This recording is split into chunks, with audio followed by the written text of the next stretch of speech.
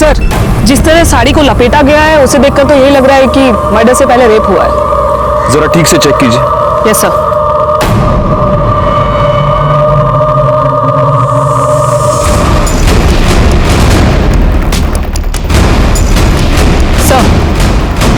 Sir ये एक नहीं 2 बॉडीज हैं। क्या?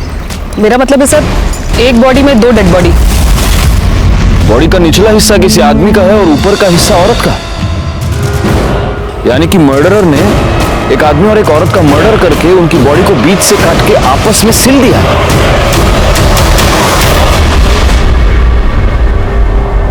आज तक मैंने अपने करियर में बहुत सारे केसेस देखे हैं, लेकिन ऐसा वहशियाना तरीका मैंने पहली बार देखा।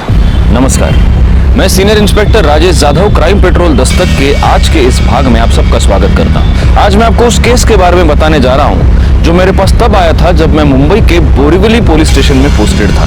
इस केस में 2 लाशों को जिस तरह से एक साथ सिला गया था, उससे ये साफ था कि ये मर्डर नफरत की वजह से किए गए थे या फिर ये किसी साइको का काम था। वैसे देखा जाए तो इस केस में हमें 2 लाशें मिली थी, लेकिन 2 लाशें गायब भी थी और अब हमारा ये काम था कि इन लाशों के बचे हुए हिस्सों को ढूंढना और ये पता करना कि मरने वाला आदमी और औरत आखिर कौन है, उनको इस तरह से मारने की वजह क्या है और 2 लाशों को एक साथ सिलकर ये मर्डरर एग्जैक्टली क्या मैसेज हमें देना चाहता है।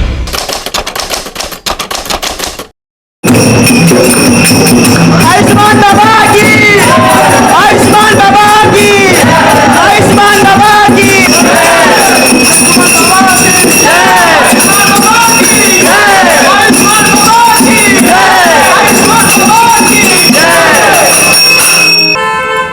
ये मेरी पत्नी है बाबा, डिप्रेशन का शिकार हो चुकी है, दिन रात दुखी रहती है बाबा, घर में बहुत क्लेश होता है, कृपया इसका इलाज कीजिए, हम लोग बहुत परेशान हैं बाबा।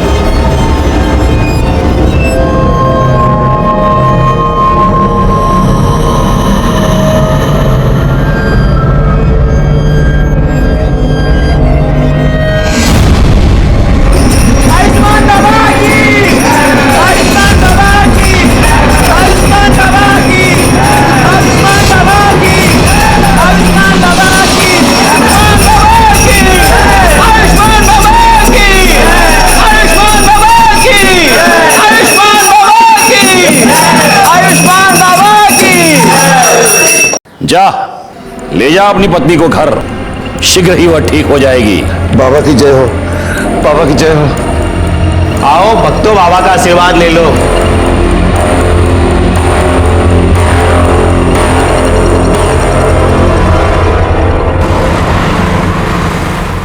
पानी आने ग्लास। आंटी,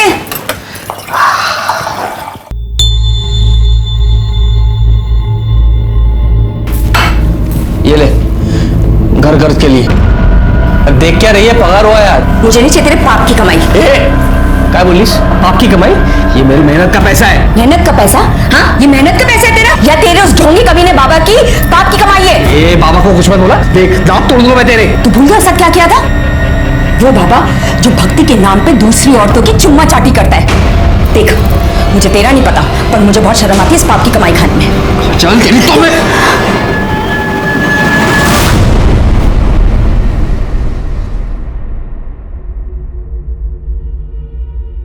सुनिए, मुझे कुछ पैसे चाहिए थे। देखो साक्षी, तुम्हें अच्छी तरह से पता है मुझे इस तरह के ढोंगी बाबा और उनके चमत्कार पर बिल्कुल विश्वास नहीं है और ऐसे काम के लिए मैं तुम्हें 1 रुपया भी नहीं दे सकता हूँ। तुम्हें हो या ना हो, पर मुझे है, और ये सब मैं रिया के लिए तो कर रही हूँ ना। देखो साक्षी, मेरी प्यारी रिया को ठीक करने के लिए किसी ढोंगी बाबा की कोई जरूरत नहीं है और खबरदार तुम इसे किसी के पास लेकर गई ऐसे बाबा के पास।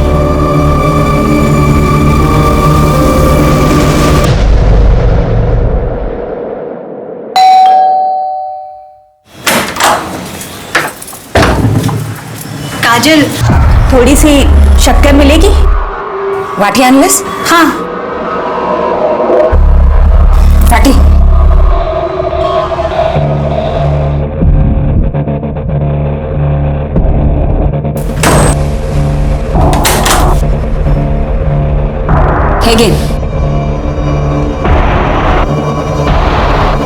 और कुछ भी चाहिए?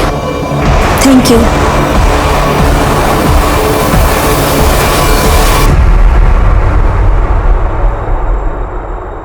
ठीक किया जो तुम इसे मेरे पास उपचार के लिए ले आई। बाबा मेरी रिया चल तो सकेगी ना? अवश्य।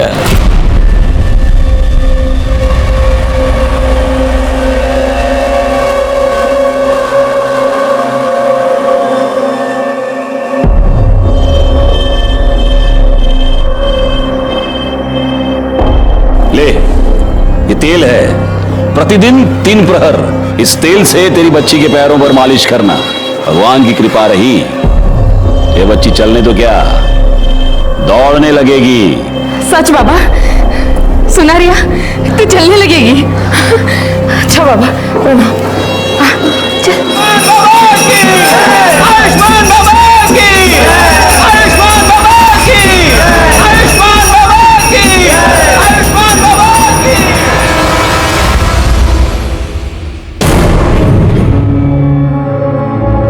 प्रिया बेटा, बेटा क्या हुआ?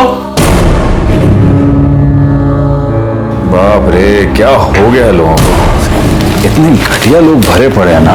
रेप पर रेप के केस आ रहे हैं। अब 60 साल के बुड्ढे ने एक 20 साल की लड़की का रेप कर दिया। बताओ। प्रिया, प्रिया बेटा, प्रिया बेटा क्या हुआ? क्या हुआ बेटा? रो क्यों रो? क्या हुआ? ओ बेटा मुझे बताओ। अरे किसने कुछ कहा क्या? मुझे बताओ ना क्या हुआ? अरे भाई ये रो क्यों रही है? क्या हुआ इसे? क्या हुआ बेटा? बेटा मुझे बताओ क्या हुआ?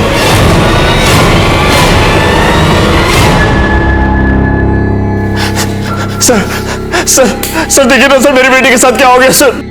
सर मेरी बेटी के साथ सर रेप हो गया है सर। आप प्लीज बैठिए और मुझे शांति से बताइए कि एग्जैक्टली क्या। सर मेरे मना करने के बाद भी ना मेरी बीवी साक्षी सर मेरी बेटी को ना उस ढोंगी बाबा के पास लेके जाती थी सर 6 महीने से। सर मैंने इसे मना भी किया था लेकिन सर इसने मेरी एक बात नहीं सुनी सर। मैंने इसको बोला भी था सर। अरे एक मिनट, ये सब यहाँ नहीं चलेगा, ये पुलिस स्टेशन है। आप बैठिए प्लीज। मैडम आप बताइए क्या हुआ? सर रिया के पैर बहुत कमजोर है, सब कुछ करके देखे लेकिन कोई फर्क नहीं पड़ रहा था। तब मैंने बाबा के बारे में सुना, हम रिया को उनके पास लेकर गए। बाबा ने इसकी नब्ज देखी और कहा कि ये ठीक हो सकती है। बाबा ने मुझे तेल दिया और कहा कि मैं उससे रिया के पैरों की मालिश करूं, लेकिन उससे भी कोई फर्क नहीं पड़ रहा था। मैंने बाबा को बताया तो उन्होंने कहा कि शायद मैं ठीक से मालिश नहीं कर रही हूँ, मैं रिया को उनके पास लेकर जाऊं, वो मुझे सही तरीका बताएंगे। पहले तो मैं डर गई कि कोई अनजान आदमी मेरी बेटी के पैरों को हाथ लगाएगा। मेनका। जी बाबा। मेरी आंखों पर पट्टी बांधो।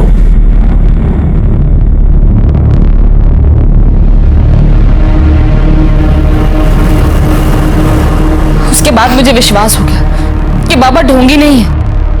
लेकिन फिर 3 महीने पहले बाबा वो आज मेरे पास फीस के लिए पैसे नहीं हैं। अरे रे रे रे रे रे रे रे, पैसे नहीं है तो कोई बात नहीं, पैसा ही सब कुछ थोड़ा ना है। क्यों बाबा है? अब पैसा नहीं है तो उसके बदले कुछ और देना पड़ेगा। अलग चीज मतलब उसके बाद मैं तेल लेने के लिए अकेले आश्रम गई। वहां पर उन्होंने मुझे वेटिंग रूम में बैठने को बोला।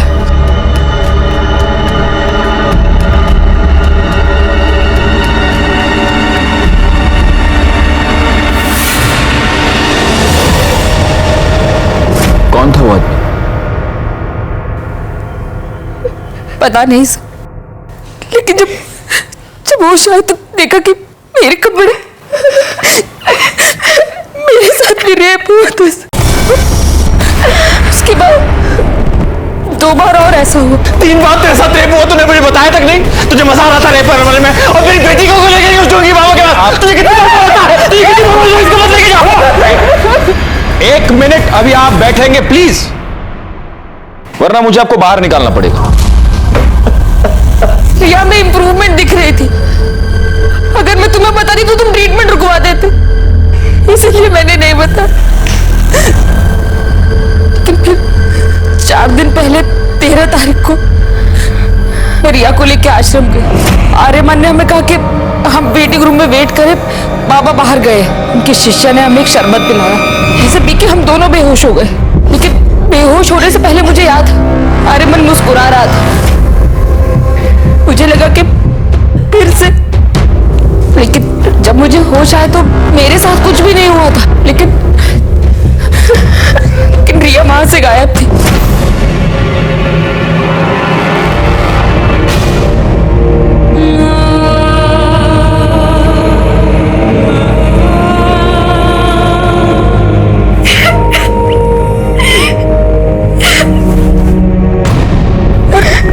रिया मुझे ट्रीटमेंट रूम में मिली। मैंने आर्यमन से पूछा कि उसने ऐसा क्यों किया, तो उसने कहा कि उसने तो रिया को हाथ तक नहीं लगाया। लेकिन मैं जानती हूँ सर कि आर्यमन ने मेरे रिया के साथ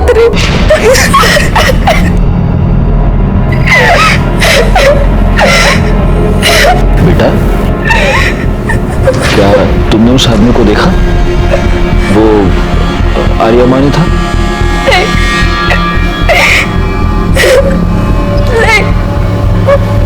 आर्यमन नहीं, आयुष्मान बाबा थे। मुझे याद है बेहोश होने से पहले जो आदमी मेरी तरफ आ रहा था उसे वही चोला पहना था जो आयुष्मान बाबा पहनते।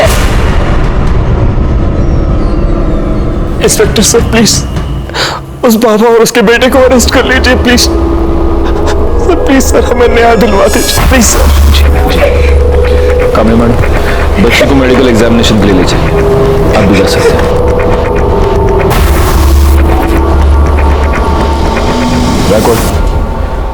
हम चल के इस आयुष्मान बाबा से मिलते हैं।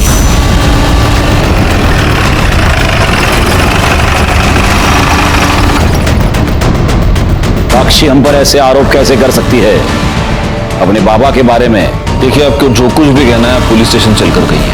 चलिए। साहब एक मिनट बेटा, ये कोई आम आदमी, चलते फिरते आदमी नहीं है, बाबा है, आयुष्मान बाबा। और इनके भक्तों को पता चला ना कि आपने इनको ऐसे उंगली भी लगाई है, दंगे भड़क जाएंगे साहब, बता रहा हूँ। दंगे होंगे बाद में, सबसे पहले तो तेरे को उठा के अंदर डाल दूंगा। चल यार ना, चलिए मैं कह रहा हूँ कर रही है। ये सत्य नहीं है। सभी भक्तों को वही शरबत ग्रहण के लिए दिया गया था। उनमें से किसी को कोई समस्या नहीं हुई। आप चाहे तो दूसरे भक्तों से पूछ सकते हैं। बाबा 13 तारीख को आश्रम में थे ही नहीं। वो एक भक्त के यहाँ आमंत्रित थे। मैं स्वयं पूरा दिन उनके साथ ही था। हम लोग शाम को आश्रम एक साथ ही लौटे थे। सर, मैं तो ज्यादातर अकाउंट केबिन में ही रहता हूँ, तो बाहर क्या चलता है क्या नहीं चलता मेरे को नहीं मालूम। सच है, भगवान भी इंसान को नहीं पहचान सकता। मैंने साक्षी और उसकी बेटी को बहुत सहायता की थी, फिर भी न जाने क्यों उसने मुझ पर ऐसे घृणित आरोप क्यों लगाए। लेकिन आपको क्या लगता है बाबा, मतलब क्यों लगाए होंगे उसने ऐसे घृणित आरोप आप पर?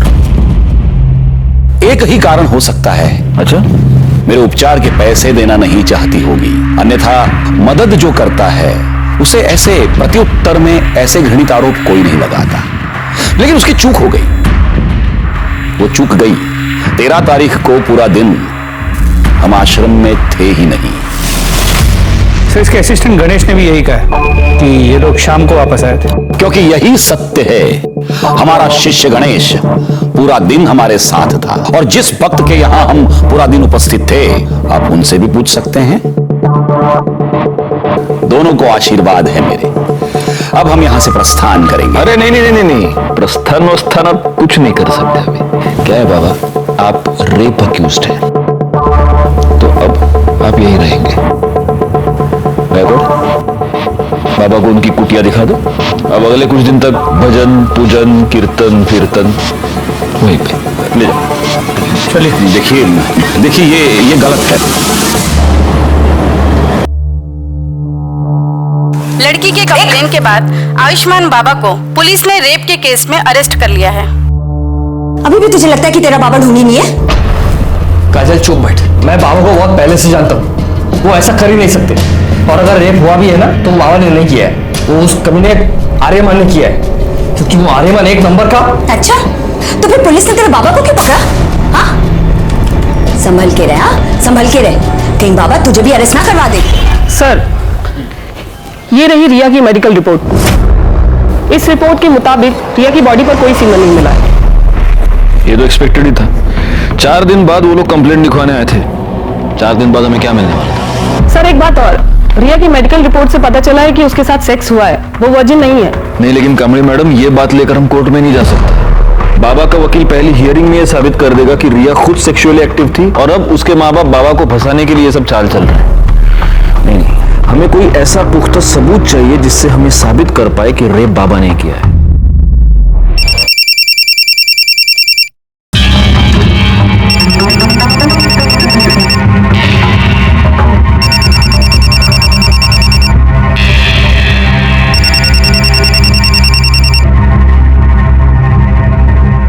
हेलो, तेरी हिम्मत कैसे हुई बाबा के खिलाफ कंप्लेंट लिखवाने की?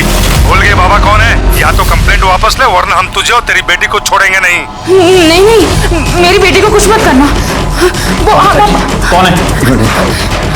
कौन है? कौन है? कौन बोल रहा है? हिम्मत है तो सामने आके बात कर। अरे फोन पे क्या धमकी दे रहा है? आ सामने। हेलो हेलो, काट दिया। जो भी ऐसे छोड़ूंगा। कहाँ जा रहे हो? अरे पुलिस को इन्फॉर्म करने जा रहा। नहीं नहीं, उसने धमकी दी है। साक्षी, तुम अब भी नहीं समझ रही हो, हमें पुलिस को इन्फॉर्म करना पड़ेगा। ये सब बंद होना चाहिए। नहीं नहीं, आप मेरी बात सुनिए ना। साक्षी प्लीज, देखिए मेरी बात सुन। Please Sakshi.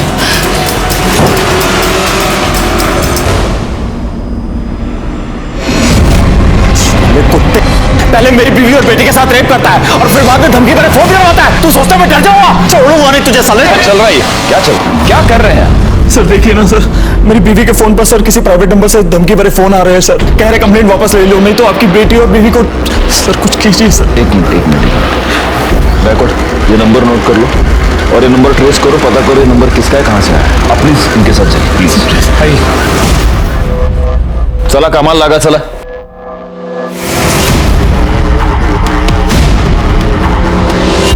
सर, आयुष्मान बाबा को बेल मिल गई है। ये तो नहीं था, सिवाय इनकी कंप्लेंट के हमारे पास है ही क्या? फॉर्मेलिटीज पूर्ण कर। सर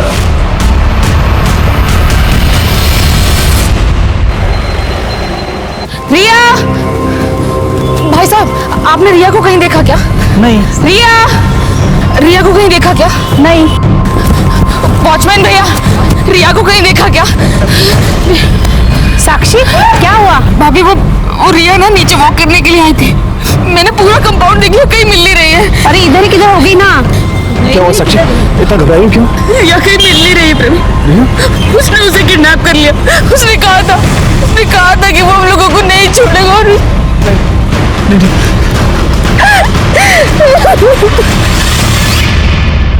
हरामखोर, रिया का रेप तूने किया है ना, मुझे सब पता है। क्या रे बड़ाऊ, मैं किया है, क्या लगा के रखा है?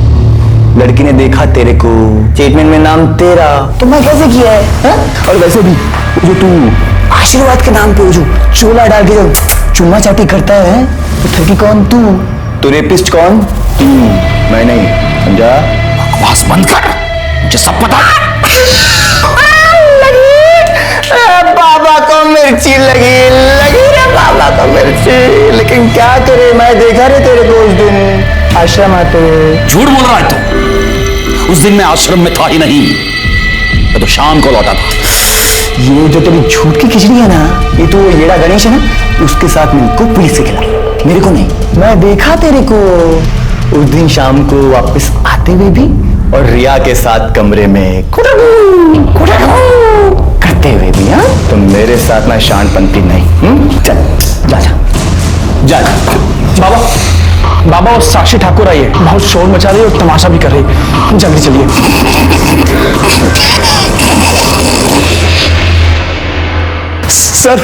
सर हमारी बेटी रिया गायब हो गई है सर, उसे बचा लीजिए सर। उन्हीं लोगों ने सर किया है ये सब। लेकिन कब से गायब है वो? सर, वो शाम को 5 बजे रोज की तरह नीचे वॉक करने गई थी। अपना फोन भी घर पर भूल गई। जब 6 बजे तक घर नहीं आया तो मैं नीचे देखने के लिए गई। पूरी बिल्डिंग, पूरा कंपाउंड, सब जगह दिख लिया, लेकिन रिया कहीं नहीं मिली। सर, उस बाबा ने ये किडनैप किया है सर। मेरी बेटी को बचा लीजिए सर। देखिए, आप निश्चिंत रहिए, हम जरूर रिया को ढूंढ निकालेंगे।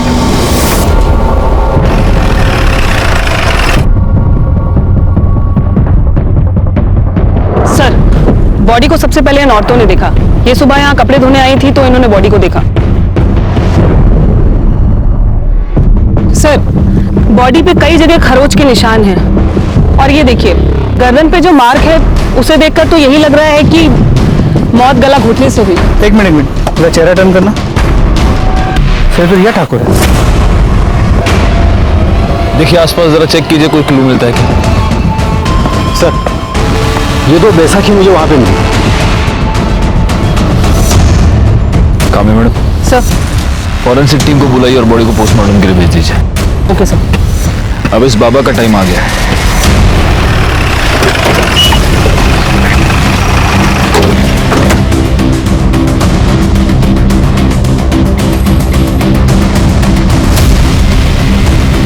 यहाँ तो ताला लगा हुआ है।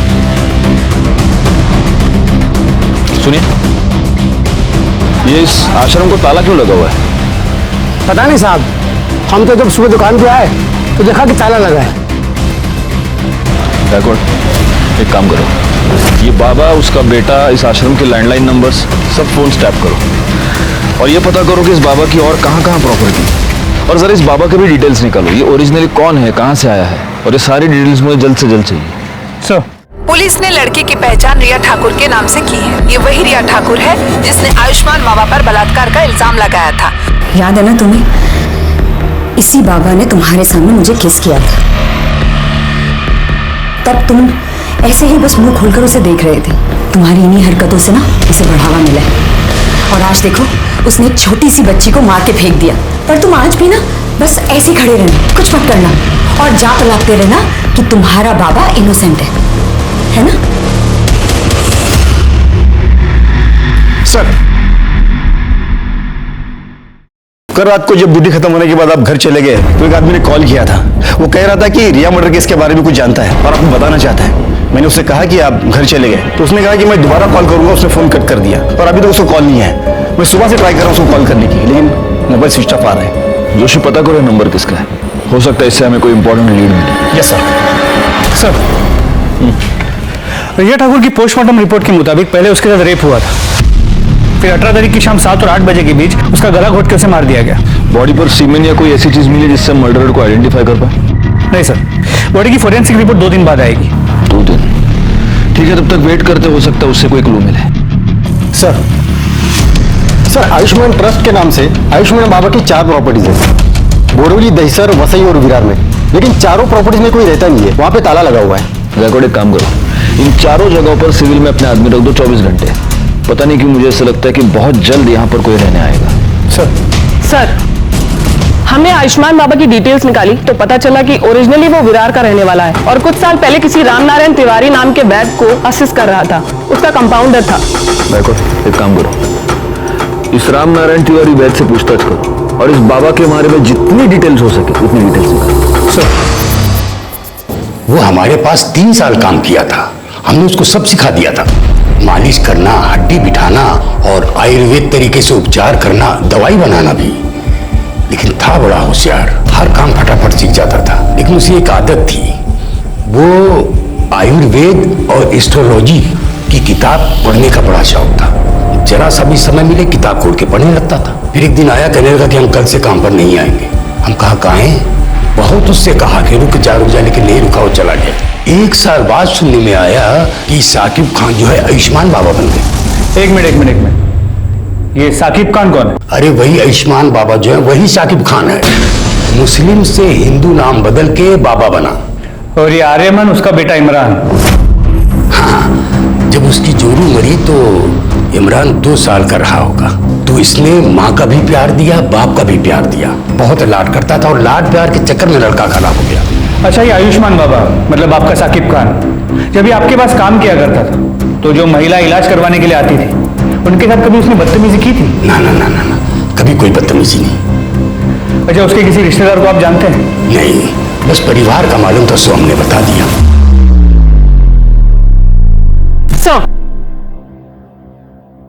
साक्षी ठाकुर को जिस प्राइवेट नंबर से थर्टेड कॉल आ रहे हैं वो पिछले 24 घंटे में अलग अलग लोकेशन पर ऑन ऑफ हो रहा है।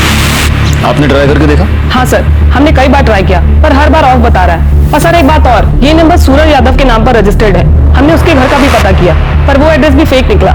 आप लगातार ये नंबर ट्राई करते रहिए और उसकी लोकेशन ट्रेस कीजिए। सर, कल रात को जिस नंबर से कॉल आया था वो मोबाइल नंबर किसी निखिल परांजपे के नाम पर रजिस्टर्ड है। निखिल परांजपे? Yes sir. निखिल परांजपे तो आयुष्मान बाबा का अकाउंटेंट है, यानी कि वो हमें कोई इन्फॉर्मेशन देना चाहता है। हम यहाँ बैठे बैठे उसके फोन का वेट नहीं कर सकते। कामड़ी मैडम, एक काम कीजिए, आप फौरन जाके निखिल परांजपे के बारे में पता कीजिए। Yes sir.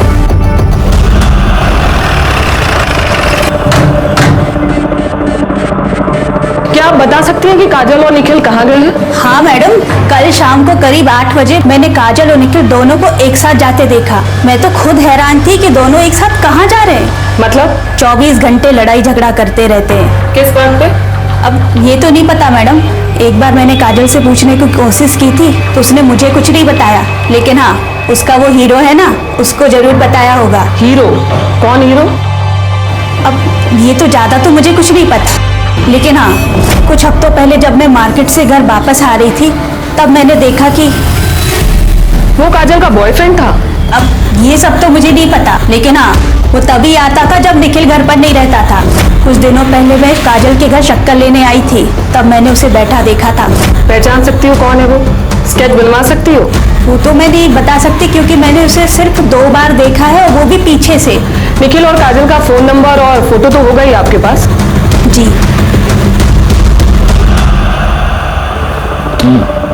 मतलब आयुष्मान बाबा सादिक खान है जो फ्रॉड करने के लिए एक हिंदू बाबा बना।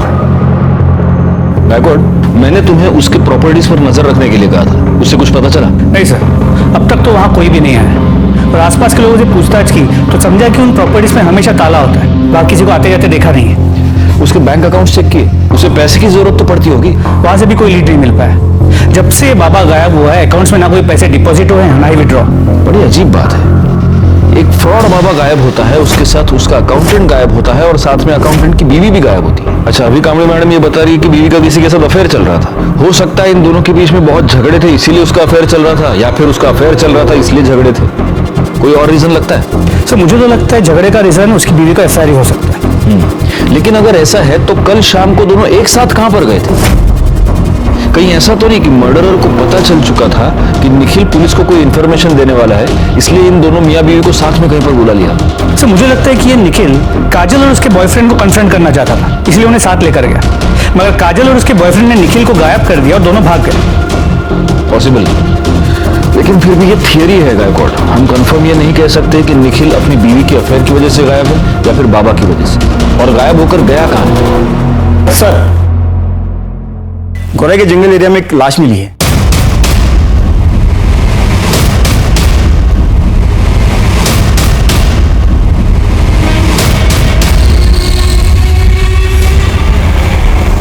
सर, ये बॉडी तो काजल ब्रांच पे की है। What? Yes sir.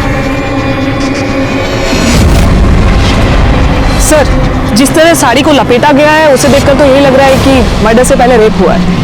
जरा ठीक से चेक कीजिए। Yes sir.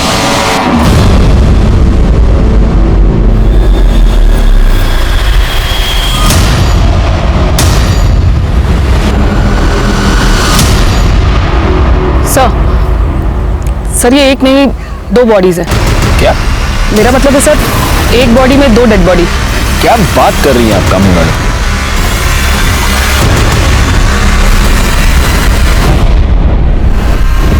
बॉडी का निचला हिस्सा किसी आदमी का है और ऊपर का हिस्सा औरत का। या तो ये निखिल हो सकता है या फिर काजल का बॉयफ्रेंड। ये हो सकता है कि निखिल ने काजल को और उसके बॉयफ्रेंड का मर्डर करके उन दोनों की लाश को ऐसे इस तरह से सिल दिया होगा। पर सर, बॉडी को कोई इस तरह स्टिच क्यों करेगा? हो सकता है वो ये स्टेटमेंट करना चाहता हो कि तुम दोनों का अफेयर था, तुम दोनों एक साथ आना चाहते थे, लो मैंने तुमको मार के एक कर दी। निखिल तो साइको लग रहा है। बिल्कुल है, लेकिन ये सब तब तक एक थियरी है जब तक हमें ये पता नहीं चलता कि ये बॉडी का निचला हिस्सा आखिर किसका है। कामनी मैडम, सर, बॉडी को पोस्टमार्टम के लिए भेजने का इंतजाम कीजिए और फॉरेंसिक टीम को बुला लीजिए। Yes sir. पता कैसे चलेगा कि ये बॉडी का निचला हिस्सा किसका है? सर एक आइडिया है, काजल के नेबर्स ने कहा था कि उन्हें यहाँ 1 साल हो गया है। हो सकता है इस बीच वो कभी बीमार पड़े और कभी अपना ब्लड टेस्ट किया, तो आसपास के लैब से कुछ इन्फॉर्मेशन मिल सकती है। मतलब ब्लड ग्रुप से? जी सर। Good idea. एक काम करो, उनके घर के आसपास जितने भी पैथोलॉजी लैब्स है वहां पर पता करो इमीडिएटली। सर पैथोलॉजी लैब से मिली रिपोर्ट और पोस्टमार्टम रिपोर्ट में जो ब्लड ग्रुप आया है उससे ये साफ होता है कि लोअर बॉडी निखिल परांज पे की है। नहीं, लेकिन अगर निखिल परांज पे और काजल के बॉयफ्रेंड का ब्लड ग्रुप सेम हुआ तो? सर ये तो मैंने नहीं सोचा था। पोस्टमार्टम रिपोर्ट के मुताबिक काजल का मर्डर 19 मई को रात 9 से 10 के बीच हुआ है और मृणाल ने हमें बताया कि उसने उन दोनों को 8 बजे घर से निकलते हुए देखा। मतलब निखिल ने यहाँ फोन करने के तुरंत बाद।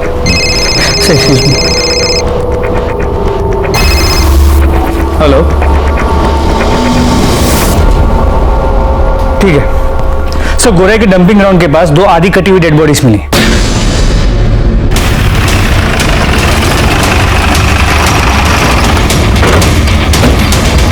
सब मैंने ही आपको फोन किया था। सुबह जब काम पे जा रहा था तभी ये मैंने देखा और 100 नंबर पे मैंने डायल किया। थैंक्स। जोशी बघा। सर ये बॉडी तो निखिल की है। मतलब इसे इतना तो क्लियर हो गया कि उस बॉडी का निचला हिस्सा निखिल का था।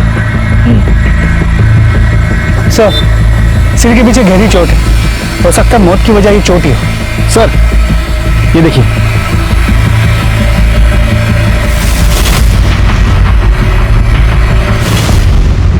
गायकवाड़ अपनी फॉरेंसिक टीम को बुलाओ और उनसे कहना कि इस बार मुझे रिपोर्ट जल्द से जल्द चाहिए। सर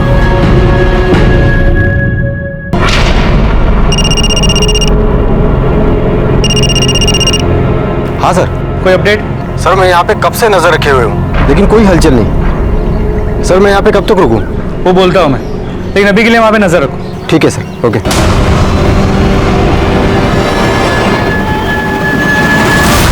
हे शिंदे नाही होते सर। गायकवाड, आयुष्मान बाबा त्याच्या मुलाबद्दल काय कळलं का? नहीं सर, पण लवकरच समजेल। और सर ये निखिल की पोस्टमार्टम रिपोर्ट, इसके मुताबिक उसकी मौत 19 मई की रात 9 और 10 के बीच हुई है और मौत की वजह सर पे रॉड जैसी किसी चीज से वार किया जाना है। इसका मतलब सिर्फ घर से निकलते वक्त ही नहीं बल्कि मर्डर के वक्त भी ये दोनों मियां बीवी एक दूसरे के साथ थे। गायकवाड एक काम करो, हमें जहां पर ये दोनों सिली हुई बॉडीज मिली पता करो कि मर्डर के टाइम पे वहां आसपास कितने मोबाइल नंबर एक्टिव थे और उन नंबर्स को बाबा, उसके बेटे और बाकी के असिस्टेंट के नंबर के साथ मैच करके देखो। सर ये है काजल के कॉल रिकॉर्ड्स। इस कॉल रिकॉर्ड के मुताबिक काजल के कॉल्स की ड्यूरेशन 1 से 1.5 मिनट ही थी, सिवाय एक नंबर को छोड़ के। खोपली में एक नंबर है, 3 हफ्ते पहले काजल ने उस पर 20 मिनट तक बात की थी। किसका नंबर है? काजल की माँ मुक्ता।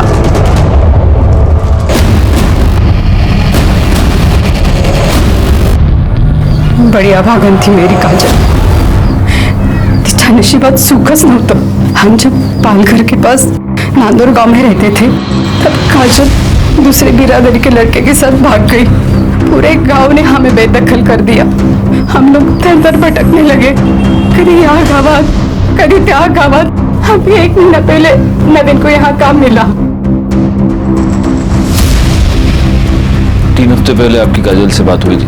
हो सर, 1 महीने पहले की बात है सर। मेरी जानने वाली को मुंबई में काजल बाजार में टकरा गई। उसने मुझे फोन किया, काजल ठीक है, और उसने काजल का नंबर दिया। मैंने सोचा मैं उससे बात नहीं करूंगी, तुम काय करूं, माँ हूं ना। मैंने उसे फोन किया, बड़ी खुश लग रही थी वो फोन पर। उसने कहा कि वो मुझसे मिलने आने वाली है, पर नहीं, वो नहीं आई। उस निखिल के घर वालों ने मारा है साहब मेरी ताई को। साहब हमारी ताई उसे कभी पसंद नहीं थी, हम लोग अलग बिरादरी के हैं ना, इसीलिए। वैसे 19 तारीख को तुम कहाँ थे? मैं काम पे था साहब, बेटा और मैं साथ में ही काम पे जाते। विठल कौन? हमारा पड़ोसी, इतने बाजूला रहा था। निखिल की फैमिली का नांदौर का एड्रेस है आपके पास? ठीक है सर, विठल ने कंफर्म किया है। 19 मई को नवीन उसके साथ सुबह से शाम तक गोडाउन में ही था। एक काम करते हैं, निखिल के घर चलकर पता करते हैं कि इस नवीन की बात में कितनी सच्चाई है। मैंने कितनी बार निखिल को समझाया था कि काजल तेरे लिए ठीक नहीं है, फिर भी उसने मेरी एक बात नहीं मानी। इसलिए तुमने उन दोनों का पता लगाया, उनका मर्डर किया और अपना बदला पूरा किया। क्या बात कर रहे हो साहब? मैंने खुद उन दोनों की शादी करवाई थी। बिरादरी में रहने के लिए नाटक किया था कि वो दोनों गांव से भाग गए। दरअसल मुझे पहले से ही पता था कि वो दोनों मुंबई में कहाँ रहते हैं, क्योंकि वो घर मैंने ही भाड़े पे लेके दिया था उन्हें। हर दूसरे दिन मेरी निखिल से बात होती थी। फिर मैं अपने बेटे और बहू को क्यों मारूंगा? फिर एक बार हम डेड एंड पर आकर पहुंच चुके थे।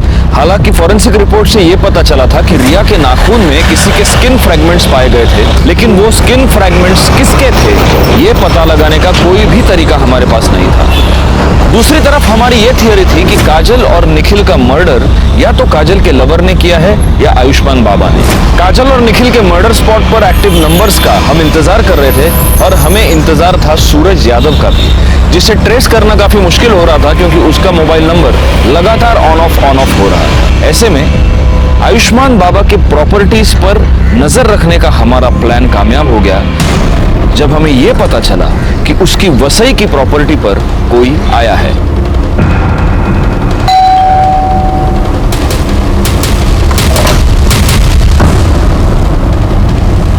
जी, आपका नाम? माजिद खान।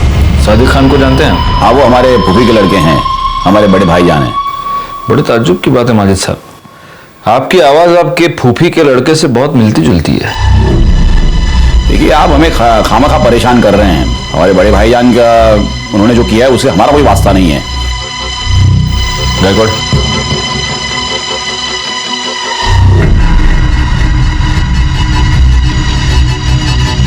बड़े ताज्जुब की बात है। सिर्फ आवाज ही नहीं, आपके हाथ पर चोट का निशान भी आपके फूफी के लड़के से मिलता जुलता है। सुनिए, मेरी बात सुनिए। आयुष्मान बाबा, अब तेरे आशीर्वाद देने के दिन खत्म हो गए, अब हम तुझे आशीर्वाद देंगे। सर, मुसलमान होके मैं आयुर्वेद या ज्योतिष का धंधा नहीं कर सकता, इसलिए फिर सादिक खान से मैं आयुष्मान बाबा बन गया। सर, मुझे बहुत जल्दी फेमस होना था, बहुत जल्दी बहुत सारे पैसे कमाने थे, इसीलिए वो लिप किस वाला आइडिया लगाया। साक्षी और रिया के अलावा और कितनी औरतों का रेप किया है? नहीं सर, मैंने किसी का रेप नहीं किया है सर। न मैंने न मेरे बेटे ने सर किसी का बेजा फायदा नहीं उठाया है। मानता हूँ सर कि वो बदजबान है, थोड़ा बेकाबू हो गया है, लेकिन सर वो ऐसा कुछ करेगा, किसी को इस तरह नुकसान पहुंचाएगा, ये मैं नहीं मानता। वो बेकाबू हो गया या तूने होने दिया? सर, शुरू में मैंने उसे काबू में करने की कोशिश की, लेकिन इसको मशवरा देना सिखाऊं कैसे? आज के बाद अगर मेरे को मशवरा दिया ना जबरन, तो साले पूरी दुनिया को बता देगा मैं कि तू कोई बाबा बाबा नहीं है रे, तू मुसलमान है क्या? हाँ, चल चल, अब 25,000 लेके। अरे ऐश करने की, अरे चल जा, खड़ा हो। लाता। अच्छा ये बता, निखिल के साथ तूने क्या किया? निखिल के साथ? सर, उसके साथ मैं क्यों कुछ करूंगा? क्योंकि तुझे ये पता चल चुका था कि रिया मर्डर केस में निखिल हमें कोई इंफॉर्मेशन देने वाला था। नहीं सर, मुझे इसके बारे में कुछ नहीं पता है, बल्कि मैं तो उसे नौकरी पर भी नहीं रखने वाला था जिस दिन से मैंने काजल के बारे में सुना है। मतलब सर, वो काजल को भगाकर शादी करके मेरे पास आया था मुंबई। काजल को मेरे पास इसलिए लाया था कि ताकि मैं उसको आशीर्वाद दूं, और फिर मेरे पास नौकरी मांगने लगा, और उस वक्त मेरे पास एक अकाउंटेंट की जॉब खाली थी, तो मैंने कहा था उसे कि मैं उसे नौकरी दूंगा। तो ठीक है, कल से तुम यहां नौकरी पे आ जाना।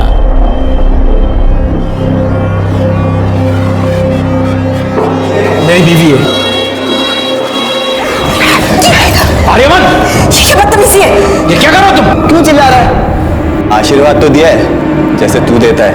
निखिल, रिया और काजल तीनों का मर्डर हुआ है। बता, इसमें से कौन सा खून तूने किया, कौन सा तेरे बेटे ने किया, या दोनों ने मिलके किए तीनों खून? नहीं सर, हमने किसी का खून नहीं किया, सच कह रहा हूं सर। अगर मर्डर नहीं किया तो भाग क्यों गया था? रिया के बारे में सुन के डर गए थे हम लोग। बेटा कहाँ है तेरा? कहाँ छुपा के रखा है उसको? जिस दिन से आश्रम से भागा उस दिन से वो गायब है सर। रिकॉर्ड, इसका डीएनए टेस्टिंग कराओ। रिया के नाखून में जो स्किन का फ्रैगमेंट मिला उससे मैच करके देखो। आयुष्मान बाबा आखिर तक यही कहता रहा कि वो निर्दोष है, और हमारे पास भी उसके खिलाफ कोई भी पुख्ता सबूत नहीं था। हम उसके डीएनए टेस्ट के रिजल्ट का इंतजार कर रहे थे। आर्यमान अभी तक गायब था। ऐसे में हमारे पास उन फोन नंबर्स की लिस्ट आई जो 19 मई को रात 9 से 10 के बीच निखिल और काजल के मर्डर स्पॉट पे एक्टिव थे। वो 3 नंबर्स थे, और उन 3 नंबर्स में से एक नंबर के बारे में हमें पहले से ही पता था।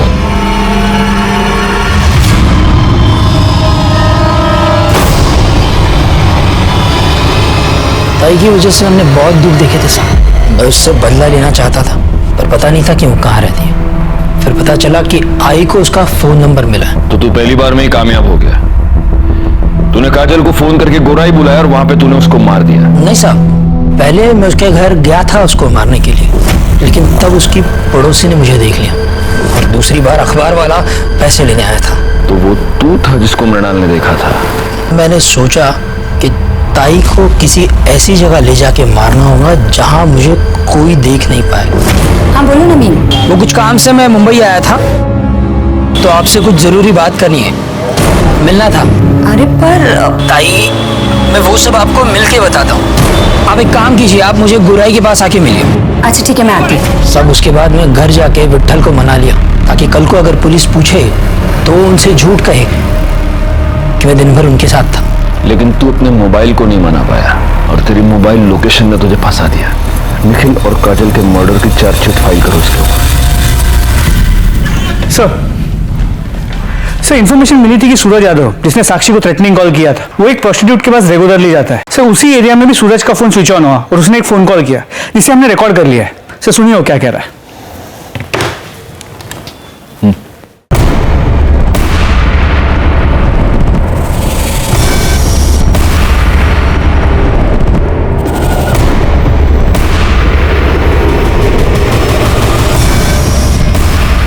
एक मिनट गायकवाड़, इसका नाम सूरज यादव है ना? तो ये इस तरह से हिंदी क्यों बोल रहा है?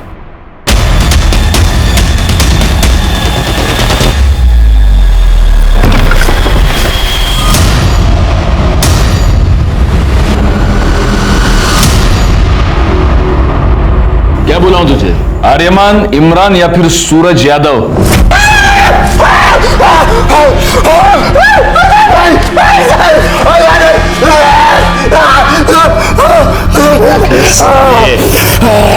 रिया के नाखून में जो स्किन मिला है ना, उससे तेरे बाप का डीएनए 50% मैच होता है। इसका मतलब तेरा पूरा 100% होगा। इसलिए मैं बोल रहा हूँ नाटक मत कर, क्योंकि हम ये आसानी से प्रूव कर सकते हैं कि तूने रिया का मर्डर किया। और साक्षी और रिया का रेप नहीं किया है साहब। अब्बू का चोला अपने ऊपर डाल लिया था कि कहीं बीच में थोड़ा बहुत भी होश आए तो लगे कि अब्बू ने गलत काम किया है। मर्डर क्यों किया रिया का? मैं बस कंप्लेंट वापस करवाना चाहता था साहब, पर वो रिया का बाप है ना, फोन पे बहुत अकड़ रहा था साहब, बहुत उल्टा सीधा बोला मेरे को, दिमाग पूरा चला गया था मेरा। बस मैंने सोच लिया था साहब कि इस साले को सबक सिखा के रहेगा मैं। तो मेरे को पता था कि रिया रोज शाम को ना कंपाउंड में वॉक करने को आती, और शायद उसके बाद उसकी बॉडी रात को मैं ठिकाने लगा दिया। पर ये सब बूढ़ा हुआ ना वो मेरा अबू, उसने मेरे को सब करते हुए देख लिया था साहब। बहुत घबरा गया था साहब, वो बहुत डर गया था, जबरदस्ती मेरे को छुपाया साहब। साक्षी और रिया पर रेप करने के जुर्म में और रिया के मर्डर के जुर्म में तुमको अरेस्ट करता हूँ। चार्जशीट फाइल करो। फॉरेंसिक रिपोर्ट से यह साबित हो गया कि वो स्किन आर्यमान की थी। निखिल काजल मर्डर केस और रिया मर्डर केस फाइनली सॉल्व हो गए। नवीन, जिसने अपनी बहन को एक भयानक, एक दर्दनाक मौत दी, उसका पूरा प्लान उसकी फोन की वजह से फेल हो गया। रिया, जो कि शारीरिक रूप से कमजोर थी, अपने मां के अंधविश्वास और अंधभक्ति की भेंट चढ़ गई। देखते हैं हमारे आज के एपिसोड की दूसरी कहानी। बेटा और कितना आ गया तुम्हारा घर? बस थोड़ी आगे अंकल, चलो ना, थक गए क्या? अरे नहीं, चलो। अंकल ये है मेरा घर। अच्छा चलो। खोल दो ये ताला।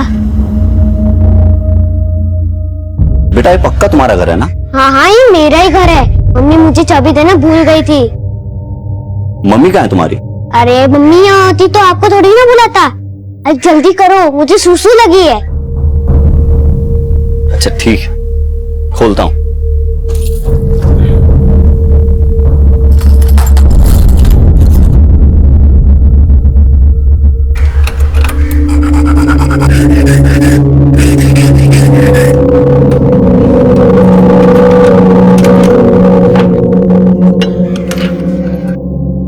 बोलो 300 रुपए लाओ। अरे अंकल अंदर तो आओ।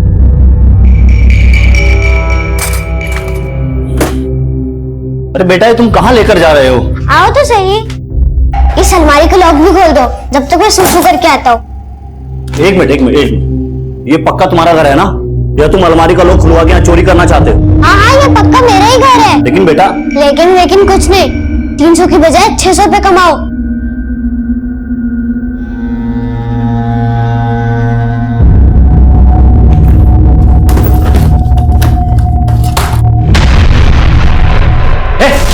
तू यहाँ क्या कर रहा है? मेरे घर में घुसे क्या? चोर साहब, मैं चोर नहीं हूँ साहब। तो यहाँ क्या कर रहा है? साहब मुझे तो बच्चा बुला के लाया साहब। कौन सा बच्चा? झूठ बोल रहा है? नहीं मैं झूठ। पापा मैं नहीं यहाँ लाया हूँ। क्यों? तो तू लेके आया? अरे लेकिन क्यों? पापा पहले पूरी बात तो सुन लो। मैं घर के बाहर खेल रहा था। मम्मा बिना बताए पता नहीं कहाँ चली गई।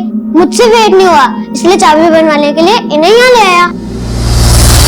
Cheers. मिसेस चावला ने 5 करोड़ की एलिमनी मांगी अपने हस्बैंड से। एंड यू नो व्हाट, मैंने उन्हें ट्रिक्स दी कि हस्बैंड से डाइवोर्स कैसे लेते हैं। ये लो, हस्बैंड का नाम लिया नहीं कि फोन आ गया। अधूरी दास्तां। Hi darling. डार्लिंग वालिंग क्या भाड़ में, तुम्हें वहां अयाशी से फुर्सत नहीं है और यहाँ पे तुम्हारा बेटा घर लुटवाने पे तुला हुआ है। मुझे एक बात बताओ, तुम उसको बाहर छोड़कर कहाँ गायब हो गई हो? सत्यम, देखो मुझे ये सब बात करने का ना ही टाइम है ना ही पेशेंस है, प्लीज। हाँ तो मेरे से भी बर्दाश्त नहीं होता। कोई बात नहीं, मिलकर सोल्यूशन निकालते हैं ना बाद में, लेकिन अभी मुझे डिस्टर्ब मत करो, समझे? बाय।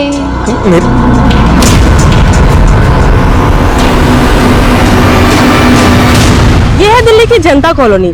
यहाँ रहने वाले लोगों की जिंदगी में मॉनसून कोई लुत्फ नहीं बल्कि मुसीबत बनकर आता है। लेकिन सुनीता शर्मा जी ऐसी सोशल वर्कर हैं जो लंबे समय से ऐसे लोगों के लिए आवाज उठा रही हैं। वो ऐसी बस्तियों और यहाँ के लोगों के लिए बहुत सारी योजनाओं पर काम कर रही हैं। आज हमारे शो वॉक एंड टॉक पर हम सोशल वर्कर सुनीता जी से एक मुलाकात करेंगे। कोई प्रॉब्लम नहीं ना अभी? सुनीता मैम नमस्ते। नमस्ते मैम, हम जानना चाहते हैं कि इस बस्ती के लोगों की जो प्रॉब्लम्स हैं उसकी असली वजह आप क्या समझती हैं? एजुकेशन। मेरे ख्याल से अगर हमें नमस्ते, वो नगर निगम वाले परेशान तो नहीं कर रहे ना? नहीं ना? अगर कुछ होगा तो मुझे बताना। हाँ चलिए, ये ले। तो मैं कह रही थी कि एजुकेशन इज वेरी इंपॉर्टेंट। अगर हमें इस वर्ग में सुधार देखना है तो हमें शिक्षा को बढ़ावा देना होगा और लड़कियों की शिक्षा को खासकर। मेरा एक एनजीओ है जो यहाँ पे स्कूल चलाता है। यहाँ हम बच्चों को मुफ्त में शिक्षा देते हैं और जैसे हम सबका मानना है, मेरा भी मानना यही है कि ये बच्चे ही हमारे प्रगतिशील देश का भविष्य है। वो कहते हैं भाई मैं बच्चा हूँ। अरे ये भी कोई बात है? बच्चा तो बच्चा ही रहेगा ना। और मेरे पेरेंट्स उफ, एक ईस्ट तो एक वेस्ट और बीच में पिस्ता कौन है? मैं। उनके लड़ाई झगड़े के चक्कर में उन्होंने मेरी पॉकेट मनी देना बंद कर दिया। बोलते मैं बिगड़ रहा हूँ, लेकिन खुद को नहीं देखते हैं वो। केतु बेटा, उनके पंगे जिंदगी भर चलते रहेंगे और तुझे मालूम है ना कि तू मुझसे अब तक 850 की उधारी ले चुका है। अगर पॉकेट मनी नहीं मिली तो चुकाएगा कैसे? मुझे नहीं मालूम अंकल, अब तो भगवान ही मालिक है।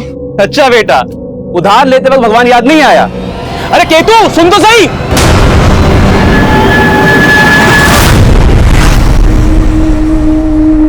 आज हमारे शो वॉक एंड टॉक पर हम सोशल वर्कर सुनीता जी से एक मुलाकात करेंगे। अगर हमें इस वर्ग में सुधार देखना है तो हमें शिक्षा को बढ़ावा देना होगा और लड़कियों की शिक्षा को खासकर। हेलो।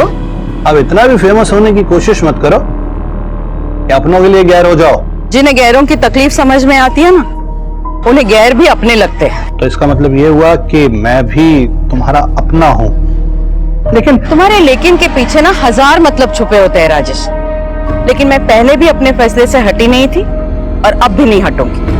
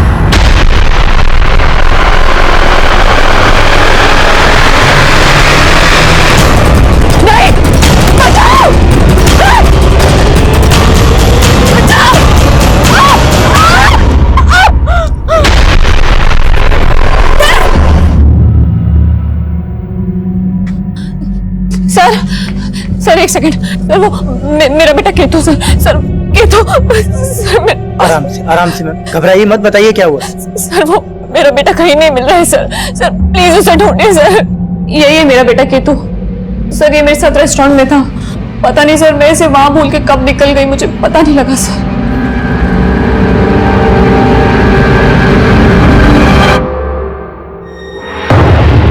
केतु, केतु, केतु,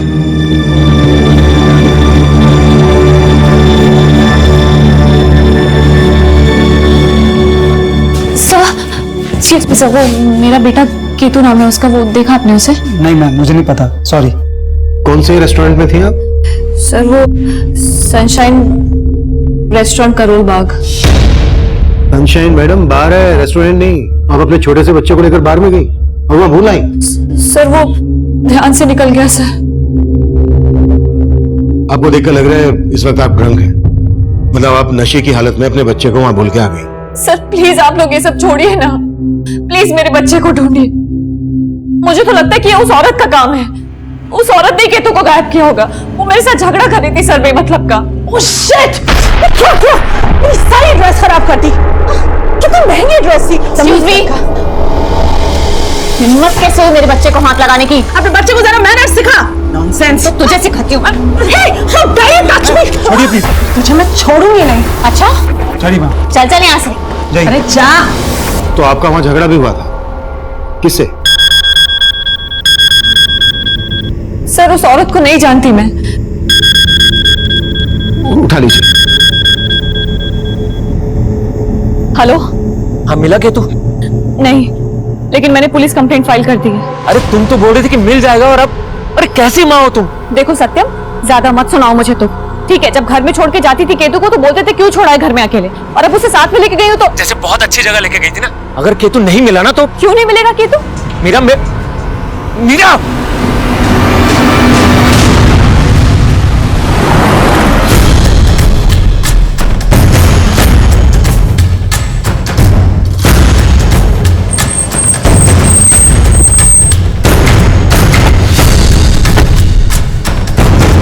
हाँ सर, ये बच्चा कल अपनी माँ के साथ आया था, लेकिन कैसे खो गया पता नहीं। इस बच्चे की माँ ने हमें बताया कि कल उनका किसी औरत के साथ यहाँ झगड़ा हुआ था। हाँ सर, झगड़ा तो हुआ था। किस औरत के साथ झगड़ा हुआ था? सर वो हमारी कस्टमर थी, ज्यादा मैं उसके बारे में कुछ नहीं जानता।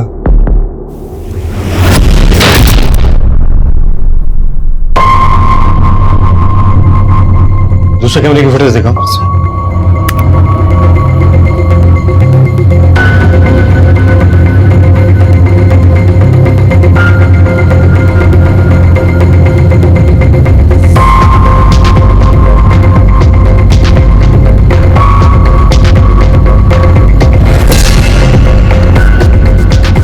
बाहर की फुटेज दिखाओ। सॉरी सर, बाहर का सीसीटीवी काम नहीं कर रहा है।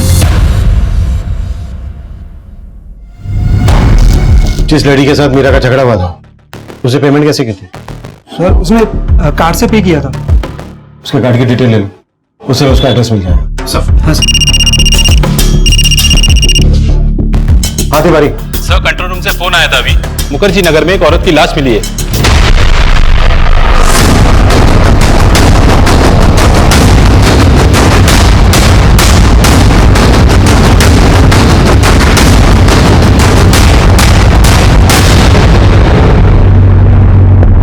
सर ये तो सुनीता शर्मा है, अभी हाल ही में इनका एक टीवी पे इंटरव्यू देखा था। फिर ये एक एनजीओ के लिए काम करती है। सुनीता शर्मा? जी सर।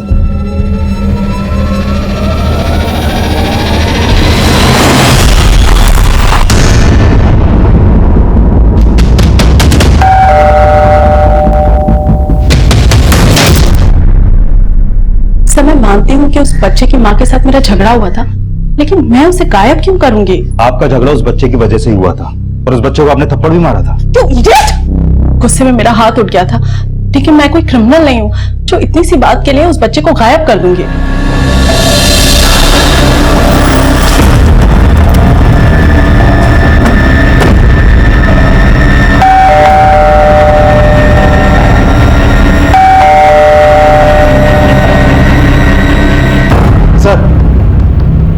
सर जिस औरत ने केतु को थप्पड़ मारा था उसे देख के लगता नहीं है कि वो केतु को गायब कर सकती है।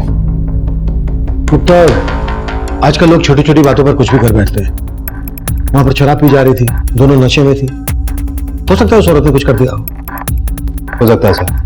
और हाँ सर, मैंने उस बार के बाहर की एक शॉप की सीसीटीवी फुटेज चेक की, उसमें केतु एक आदमी के संग जाता हुआ दिखाई दे रहा है।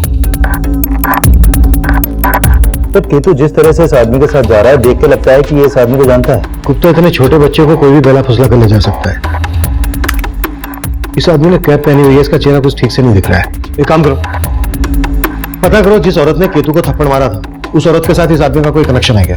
Okay sir.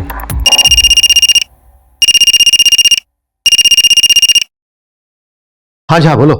Sir Sunita Sharma के घर पे तो ताला लगा हुआ है, और सर आस पड़ोस में पता किया तो पता चला कि सुनीता शर्मा यहाँ अपनी छोटी बेटी परी के साथ रहती थी। अब कहाँ है परी? सर मैं पता लगा रहा हूँ, लेकिन सर एक और बात पता चली। सर वो औरत मीरा जिसने अपने बेटे केतु की मिसिंग कंप्लेंट लिखवाई थी, सर वो भी सुनीता शर्मा की ही बड़ी बेटी है। What? आज सुबह में जिस औरत की लाश मिली, केतु उसका नवासा है? केतु कल रात से मिसिंग है और आज सुबह हमें उसकी नानी सुनीता शर्मा की लाश मिली। इन दोनों केसेस का आपस में क्या कनेक्शन हो सकता है?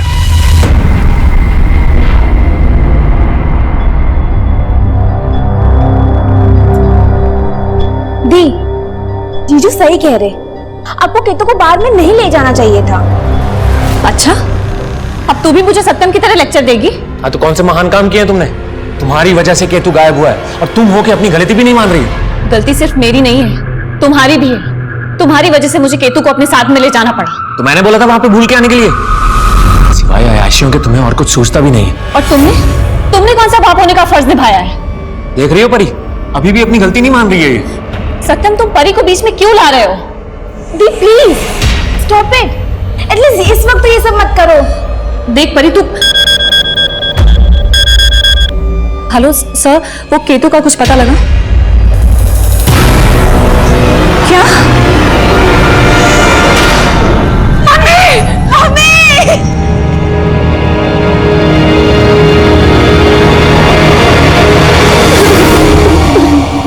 हमें सुनीता जी की लाश आज सुबह मुखर्जी नगर एरिया में मिली। आप लोगों ने आखिरी बार उनको कब देखा था? सर, मैंने मम्मी को कल सुबह देखा था जब वो काम से कहीं जा रही थी। अरे उठ जा बच्चा, चल उठ जा आजा। कॉलेज नहीं जाना है क्या तुझे? हाँ देख परी, मुझे लेट हो रहा है बहुत। मैंने ब्रेकफास्ट टेबल पे रखा है, तू जल्दी से रेडी होके कॉलेज चली जा। वो कल सुबह घर से निकली थी, जाहिर सी बात है रात को घर नहीं आई होंगी। और अब सर, मम्मी कई दिन घर से बाहर रहती थी, उनका काफी बिजी शेड्यूल रहता था। उनका एक एनजीओ भी है और भौमिक एक्सपोर्ट्स की बोर्ड ऑफ डायरेक्टर के मेंबर भी है। केतु कल रात से गायब है और कल रात को ही सुनीता जी घर नहीं आई। केतु के गायब होने का सुनीता जी के मर्डर से क्या कनेक्शन हो सकता है? सर हमें तो कुछ समझ में नहीं आ रहा। सर आप प्लीज केतु को ढूंढ दीजिए, हमें बहुत फिक्र हो रही है उसकी। गुप्ता, कौन है आदमी? आप लोग जानते हैं इसको? सर ये कुछ समझ में नहीं आ रहा है सर। आपने उस औरत पर शक जताया था जिस औरत के साथ आपका बाद में झगड़ा हुआ था। उस औरत के अलावा किसी और पर शक है आपको जो केतु को गायब कर दे, सुनीता जी का मर्डर कर दे?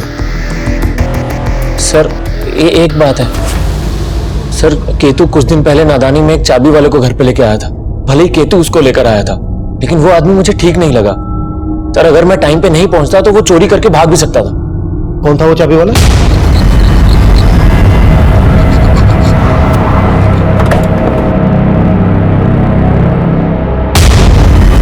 चल।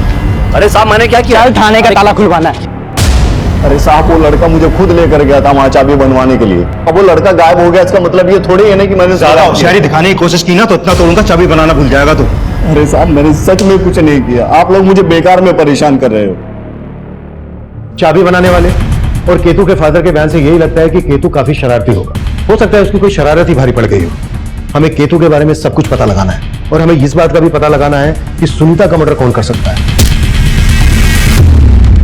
हो सकता है ये दोनों केसेस एक दूसरे से कनेक्टेड हो, या फिर ये भी हो सकता है कि केतु के गायब होने के बाद सुनीता का मर्डर होना महज एक इत्तेफाक हो।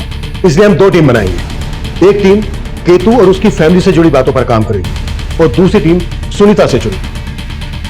इनकी फैमिली, अड़ोस पड़ोस, रिश्तेदार, सुनीता का प्रोफेशनल एंगल, पर्सनल एंगल, हमें इन सब चीजों पर काम करना है। क्लियर? मूव।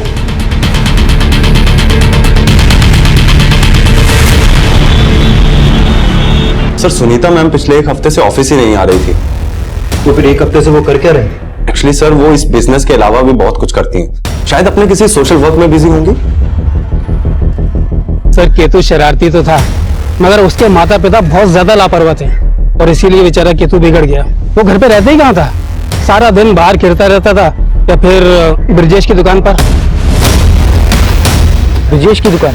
सर सुनीता एक हफ्ते से ऑफिस में जा रही थी और पिछले दिनों वो एक local TV show walk and talk में भी अपीयर हुई थी। ये देखिए सर। मैम हम जानना चाहते हैं कि इस बस्ती के लोगों की जो प्रॉब्लम्स हैं उसकी असली वजह आप क्या समझते हैं? वैसे मैंने पता किया जो रिपोर्टर है मेघा, ये सुनीता के अच्छे दोस्तों में से एक। इस रिपोर्टर मेघा से मिलो, हो सकता है इससे कोई क्लू मिल जाए। Sure sir. मैं कम in sir? Yes come in. Sir मैं उस ब्रिजेश से मिला जिसके पास केतु अक्सर जाया करता था।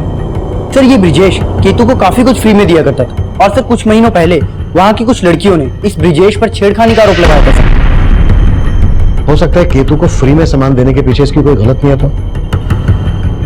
केतु के पेरेंट्स ने इस बारे में क्या बोला? सर केतु के पेरेंट्स ने ब्रिजेश के बारे में तो कुछ नहीं बताया, लेकिन सर उन दोनों का आपस में काफी झगड़ा रहता था और सर वो दोनों पति पत्नी अलग भी होने वाले थे, लेकिन सर सुनीता ने उनका झगड़ा सेटल कर दिया। हो सकता है सेटल ना हुआ हो। जब माँ बाप अलग होने की सोचते हैं तो उनके अलग होने के बीच बच्चा सबसे बड़ा फैक्टर होता है।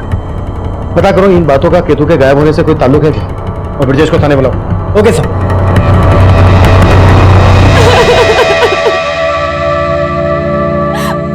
पता नहीं किस हाल में होगा मेरा केतु, कहीं मम्मी जी की तरह केतु किस। क्या बकवास कर रही हो मीरा तुम? अरे तुम्हारी मम्मी जी के मर्डर का केतु से क्या लेने देना? कुछ छुपा तो नहीं रही हो तुम? ये सब मुझसे पूछने की बजाय तुम अपने आप से पूछो।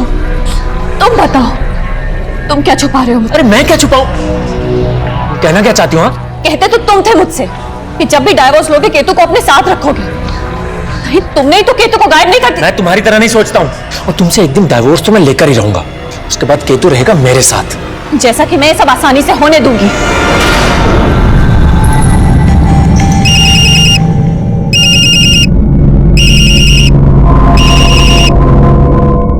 हेलो हेलो परी, कहाँ हो तुम?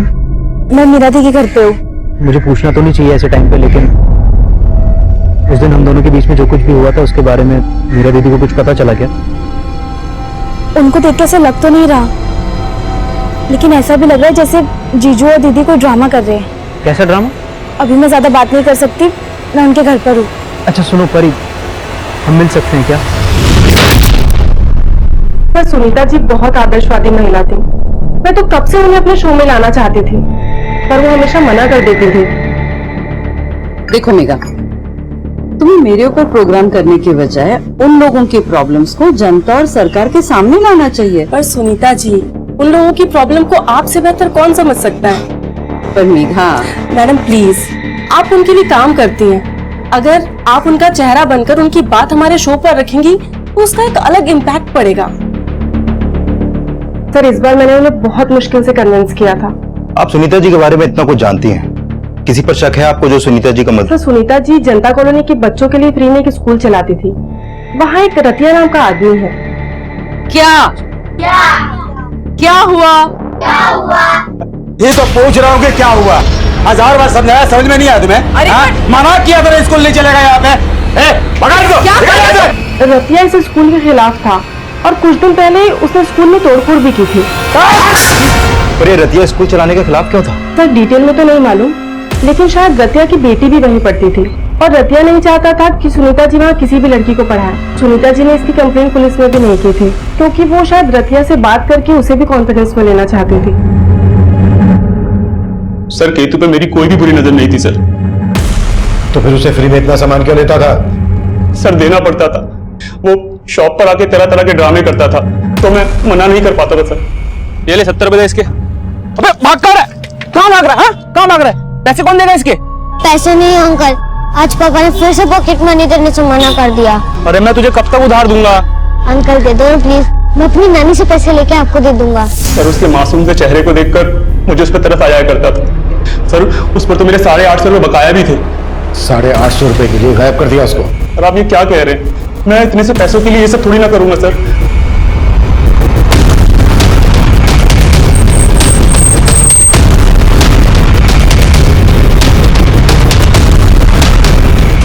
ये रतिया घर है ना? कहाँ बुलाओ उसको।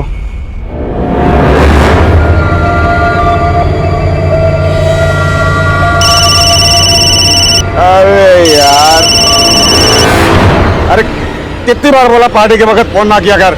रतिया पार्टी बंद कर अभी और जल्दी से मुखर्जी नगर थाने आ जा। कौन बोल रहा है? तो inspector Rohit Gupta. Hello.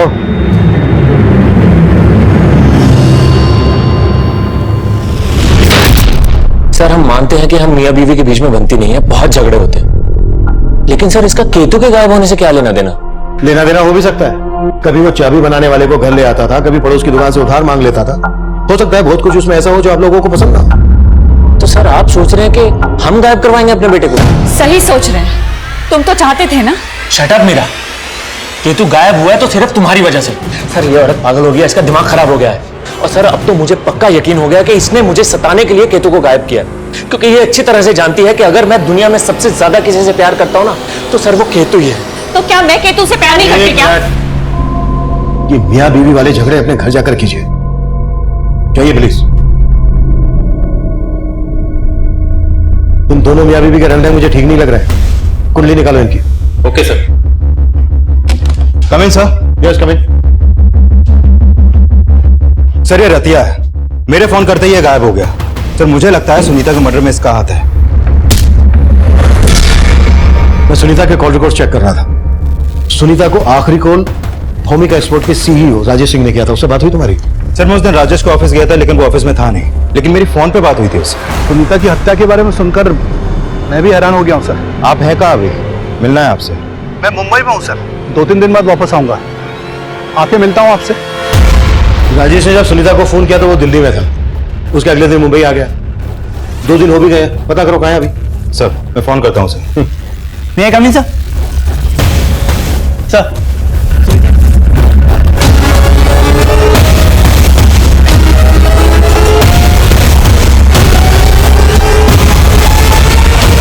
Sunita ji window थी।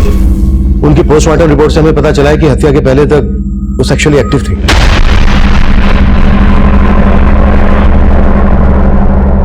आप लोगों को देख के लग रहा है कि मेरी इस बात से आप लोगों को कोई हैरानी नहीं हुई? कोई था उनकी जिंदगी में? सर मैं दावे के साथ तो नहीं कह सकती, लेकिन मुझे लगता था कि मम्मी का राजेश अंकल के साथ कुछ रिलेशन होगा। राजेश सिंह? जी सर। क्या यार ये सुनीता, ऐसा क्या बोल दिया मैंने जो कल से मेरा फोन नहीं उठा रही हो तुम? तुम्हें यहाँ आने से मना किया था ना मैंने। मना किया था? तुम्हें जो भी कहना है राजेश, हम बाद में बात करते हैं। हाँ ठीक। चाय पी के नहीं जाओगे?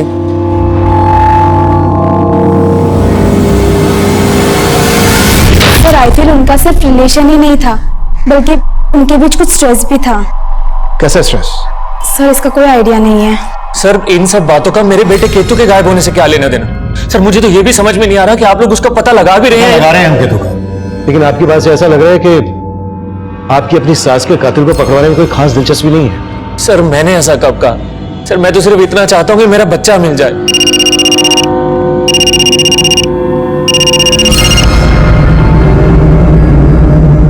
हाँ गुप्ता। सर इस राजेश सिंह के बारे में उसके ऑफिस वाले कुछ नहीं बोल रहे हैं, और मैंने अपने कांस्टेबल झा को भी राजेश के घर भेजा था, लेकिन वहां पर भी ताला लगा है। और सर ये राजेश डिवोर्सी है, 2 साल पहले इसका तलाक हुआ था। फिलहाल वो अकेला ही रह रहा है। एक तरफ राजेश गायब है और दूसरी तरफ रतिया, और केतु की भी कोई लीड नहीं मिल रही है। इन दोनों केसेस का ताल्लुक पता करना काफी पेचीदा था। हम मान रहे थे ये दोनों केसेस अलग अलग होंगे, लेकिन इन दोनों केसेस का एक ही समय सीमा से जुड़ जाना, ये इत्तेफाक काफी अजीब। केतु तब कहां था, इसकी हमें कोई लीड नहीं मिल रही थी। वहीं सुनीता की हत्या का मोटिव रखने वालों की फेहरिस्त में हमने रतिया और राजेश के अलावा राजेश की तलाकशुदा पत्नी रीमा का भी नाम जोड़ा, और हम रीमा से मिलने जा पहुंचे।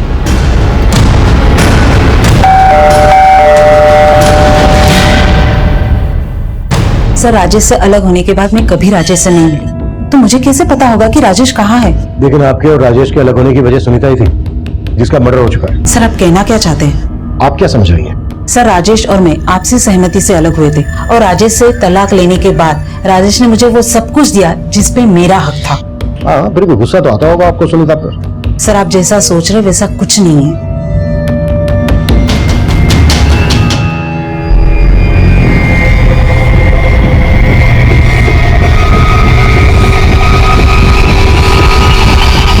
ओके सर, मैंने राजेश का बैकग्राउंड चेक किया तो मालूम चला कि राजेश और सुनीता दोनों एक ही कॉलेज में पढ़ते थे और शादी से पहले ये दोनों गाजियाबाद में रहते थे। और सर, वहाँ सुनीता के रिश्तेदारों से ये भी पता चला है कि सुनीता के पेरेंट्स सुनीता और राजेश की शादी के खिलाफ थे। मतलब इनका रिलेशन काफी पुराना था, जबकि परी ने हमें बताया था कि ये सिर्फ 4 साल से एक दूसरे को जानते थे। सर, परी बोल रही थी कि उसे इसके बारे में मालूम नहीं था। सर, एक बात और, जब मैं राजेश का पता कर रहा था तो राजेश और सुनीता की कंपनी के एक दूसरे घर का पता चला है जो मुखर्जी नगर में है। मुखर्जी नगर, वहीं पर हमें सुनीता की लाश मिली थी।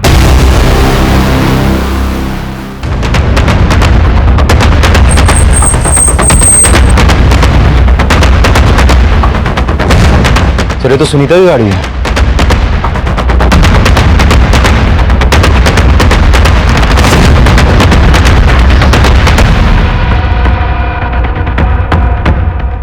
सर, अंदर जाने का दूसरा कोई रास्ता नहीं है सर। ताला तोड़ो।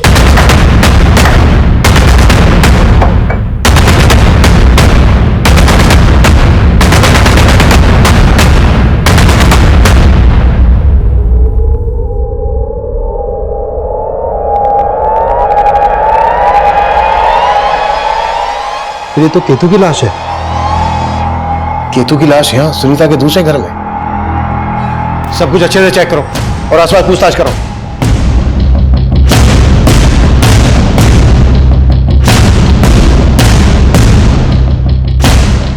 तो ये देखिए, लगता है इसे गला घोट कर मारा गया है। जेबें चेक करो। तो इसकी जेब से चाबी मिली है। चेक करो, ये चाबी इस घर की तो नहीं है। Okay sir. यहाँ आइए। ये देखिए सर, ये शराब की बोतल और ये कॉन्डोम के पैकेट्स। सर, इस बात में सच्चाई हो सकती है कि सुनीता यहाँ किसी और ही मिजाज से रहती थी। केतु की लाश मिलती है हमें यहाँ घर के अंदर, और सुनीता की लाश मिलती है लगभग यहाँ से आधा किलोमीटर दूर। क्या वजह हो सकती है इस कहानी के पीछे? सर, ये चाबी इस घर की नहीं है। ये चाबी इस घर की नहीं है तो फिर कहाँ की हो सकती है? कहीं ऐसा तो नहीं है कि केतु ने उस चाबी बनाने वाले से डुप्लीकेट चाबी बनवाई है? उस चाबी वाले से सख्ती से पूछताछ करो। Okay sir. साहब, मैं इस कॉलोनी में कचरा उठाने का काम करता हूँ और घर से, तो इस घर से भी मैं कचरा उठाता हूँ। साहब, यहाँ आए दिन ढेर सारी दारू की बोतलें मिलती है। सुनीता का यहाँ रोजाना ना होता था? रोजाना तो नहीं सर, लेकिन हफ्ते में 2-4 दिन वो यहाँ पे आया करती थी। उनके कई दोस्त भी आया करते थे। कौन दोस्त? वो तो पता नहीं सर। हाँ साहब, जब मैं सुबह कचरा उठाने आता था ना तो ढेर सारी गाड़ियाँ खड़ी दिखती थी मेरे को। यहाँ इतने सारे लोगों को आखिरी बार कब देखा था तुम लोगों ने? याद तो नहीं है सर, लेकिन हफ्ते भर से इस घर पे ताला पड़ा है। हाँ साहब, याद आया। जब हफ्ते भर पहले मैं कचरा उठाने आया था ना तो यहाँ पे एक बंदा ताला लगा के जा रहा था।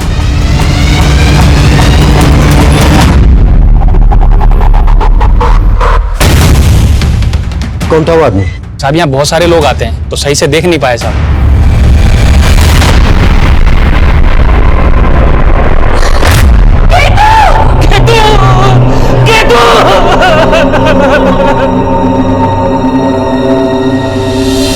हमें केतु की बॉडी सुनीता जी के मुखर्जी नगर वाले घर से मिली।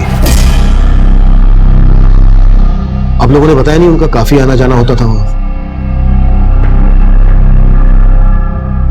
सर, हमें नहीं मालूम था कि मम्मी का वहां एक और घर है। आप लोगों को भी मालूम नहीं था? नहीं सर। हमें केतु की जेब से ये चाबी मिली है। आप लोग बता सकते हैं कहां की है चाबी?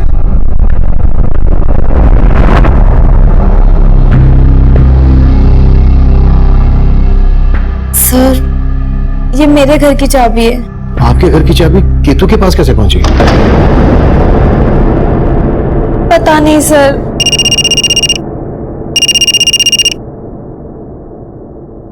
हाँ गुप्ता। सर, खबरियों से रतिया की लीड मिली है। वो मोती नगर के घर में छिपा बैठा है। उठा लो। Okay sir.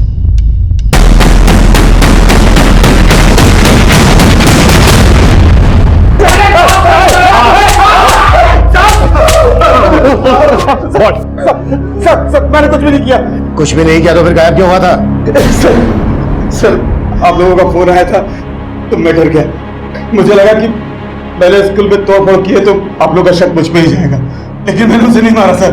रतिया और उसके दोस्त लगातार अपने इस बयान पर कायम थे, लेकिन राजेश तब भी गायब था। केतु की लाश हमें जिस घर में मिली थी, उस घर में सुनीता के साथ वक्त गुजारने वाले लोगों के खुलासे किसी और ही गहरी साजिश की तरफ इशारा कर रहे थे। सर मैंने सुनीता के कॉल रिकॉर्ड्स में मौजूद लगभग सभी लोगों के पिछले दिनों की एक्टिव फोन लोकेशंस चेक की।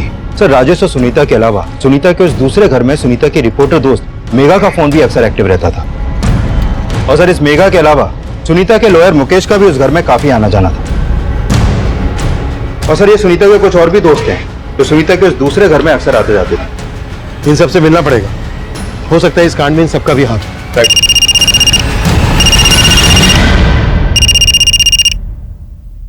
हाँ जी हाँ बोलो। सर अभी भी एक इन्फॉर्मेशन मिली है, राजेश का डेबिट कार्ड पहाड़गंज के एक स्टोर में स्वाइप हुआ है। पहाड़गंज?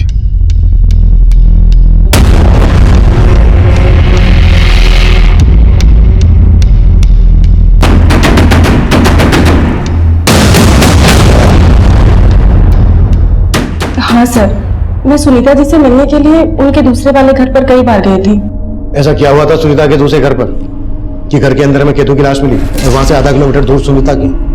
सर मुझे इस बारे में कोई आइडिया नहीं है और मैं तो काफी दिनों से वहां गई भी नहीं थी सर। वैसे होता क्या था वहां? शराब वराब तो खूब चलती थी। सर सारे फ्रेंड्स मिलते थे तो कभी कभी छोटी मोटी पार्टी कर लेते थे। ये सब तुमने हमसे पहले क्यों नहीं बताया? सर मैंने सिर्फ इसलिए नहीं बताया क्योंकि मैं सुनीता जी की इमेज खराब नहीं करना चाहती थी। उनकी इमेज खराब नहीं करना चाहती थी, अपने आप को बचा रही थी। बोलो क्या छिपा रही हो? नहीं सर, मैं कुछ नहीं छिपा रही हूँ।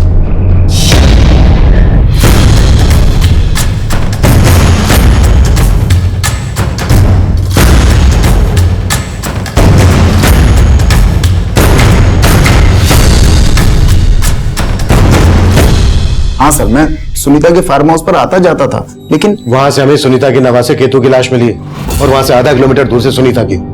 इन दोनों मर्डर्स में आपका क्या रोल है? सर मेरा कोई रोल नहीं है सर, और मैं तो खुद बहुत हैरान हूं कि वहां केतु की लाश मिलने का क्या चक्कर है। वकील साहब एक बात मैं अच्छी तरह से समझा दूं आपको, मेरे सामने आपकी झूठी दलीलें चलने नहीं वाली है। सर मैं आपसे सच कह रहा हूँ, झूठ नहीं बोल रहा हूँ। अच्छा, आपका और सुनीता का क्या रिश्ता था? जैसा आप समझ रहे वैसा कुछ भी नहीं है। तो फिर कैसा है? किसने मारा सुनीता को, केतु को? सर मुझे इस बात का कोई आइडिया नहीं है, लेकिन सुनीता का लॉयर होने के नाते मैं आपको एक बात बताना चाहता हूँ। कैसी बात? सर सुनीता का अपनी बेटियों के साथ प्रॉपर्टी के बंटवारे को लेकर इशू चल रहा था। मम्मी आप अपनी कमाई का 50% चैरिटी में दे देती, कभी हमारे बारे में सोचा है आपने? बेटा जो दूसरों के बारे में सोचता है ना, भगवान उसके बारे में जरूर सोचता है। इसका मतलब है आप हमारे बारे में कभी नहीं सोचेंगी। मैंने अपने बच्चों के बारे में हमेशा सोचा है मीरा। और रहा सवाल हिस्से का, तो मेरे विल में मैंने तुझे 30% और परी को 70% देने का फैसला कर लिया है। मेरे पास सुनीता की विल है, मैं आपको दिखाता हूँ।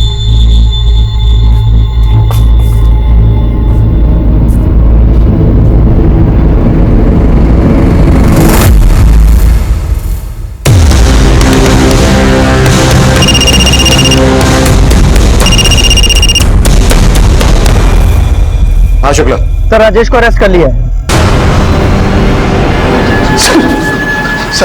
सर मेरी बात का यकीन कीजिए सर, मैंने कुछ नहीं किया सर, मैं बस डर गया था इसलिए भाग गया था सर। ये झूठी कहानी मत बना, जितना ज्यादा वक्त लेगा ना उतनी ज्यादा तकलीफ होगी तुझे। सर मेरा भरोसा कीजिए, मैं सिर्फ इसलिए भागा था क्योंकि उस रात केतु को मैंने ही सुनीता के पास छोड़ा था। दरअसल मैंने केतु और मीरा को बार में देखा था सर। उस बार में मैंने देखा कि मीरा का एक औरत के साथ झगड़ा हुआ है। मैंने ये सारी बात फोन करके सुनीता को बताई। मैंने सुनीता को यह भी बताया कि मीरा नशे में भूल गई है कि केतु उसके साथ है और बार से बाहर चली गई है। तो सुनीता ने मुझे कहा सर कि मैं केतु को वहां से ले जाकर उसके पास लेकर आ जाऊं, पर मैंने वैसा किया भी था। सुनीता ये सब करके मीरा को सबक सिखाना चाहती थी सर, लेकिन उस रात क्या हुआ मुझे नहीं पता, क्योंकि मैं केतु को वहां छोड़कर वापस अपने घर चला गया था। अगले दिन सुबह जब मैं वहां पहुंचा तो मैंने देखा सर कि अगले दिन मुझे पता चला सर कि आप लोगों को सुनीता की भी लाश मिली है। मैं डर गया था सर, मैं जानता था कि आप लोग किसी तरीके से ये बात पता कर लेंगे कि उस बार से केतु को लेकर मैं निकला था और आप लोग मुझ पर शक करेंगे सर। शक नहीं, यकीन है हमें कि तूने ही मारा है सुनीता और उसके नवासे केतु को। मैं भला सुनीता और केतु को क्यों मारूंगा? क्योंकि तेरा सुनीता के साथ पुराना इशू था, तू शादी करना चाहता था सुनीता से, इसीलिए तूने अपनी बीवी को तलाक दिया था। लेकिन सुनीता ने तेरे साथ शादी नहीं की और तुझे यह भी पता चल गया था कि सुनीता का तेरे अलावा और भी लोगों से रिश्ता था। सर आप सही कह रहे हैं, मैं सुनीता से नाराज था, लेकिन हम बहुत गहरे दोस्त भी थे सर। देखो राजेश, वो दिन और थे जब हम दोनों शादी के सपने देखा करते थे, लेकिन अब ना वो दिन रहे और ना ही वो हालात की बात तुम नहीं करो तो अच्छा है। एक बात अच्छे से समझ में आ रही है मुझे, ये सब तुम इसलिए कह रही हो क्योंकि अब मैं अकेला नहीं हूं तुम्हारी जिंदगी में। मैं यूं कहूं कि बात बदलने की आदत पड़ चुकी है तुम। बस राजेश, तब कहाँ थे तुम जब मैं अपने भैया के मर्जी के खिलाफ तुमसे शादी करना चाहती थी? लेकिन तब तो मुझे भगाकर ले जाने की हिम्मत नहीं थी तुम्हें। सर यकीन कीजिए, उस दिन के बाद से मैंने कभी उससे ऐसी वैसी कोई बात नहीं की। हमारे डिफरेंसेस थे, लेकिन सर इतने नहीं थे कि मैं उसे जान से मार दूंगा। और उस मासूम से बच्चे को, उसके नवासे को, सर उसको मैं क्यों मारूंगा?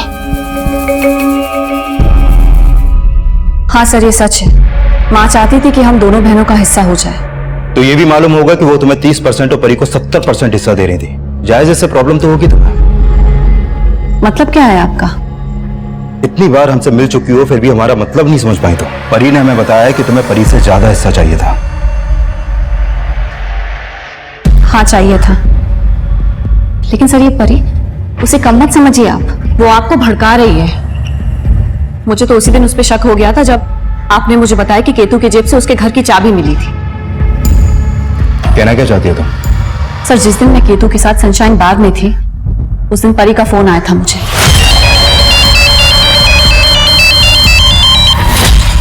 हाँ परी बोल। दी, मैं आपके घर गई थी, आप वहाँ नहीं थी। हाँ मैं बाहर हूँ, तू बोल। वो केतु ने दिखाई दिया ना, घर पे लॉक था। केतु तो मेरे साथ है, तू बोल किसने फोन किया है? और फिर बाद में मुझे समझ में आया कि परी ने मुझे कॉल क्यों किया था। वो एक्चुअली केतु ने परी को अभिषेक के साथ देखा था। अभिषेक? परी का बॉयफ्रेंड। माँ तो अभिषेक को शुरुआत से ही पसंद नहीं करती थी।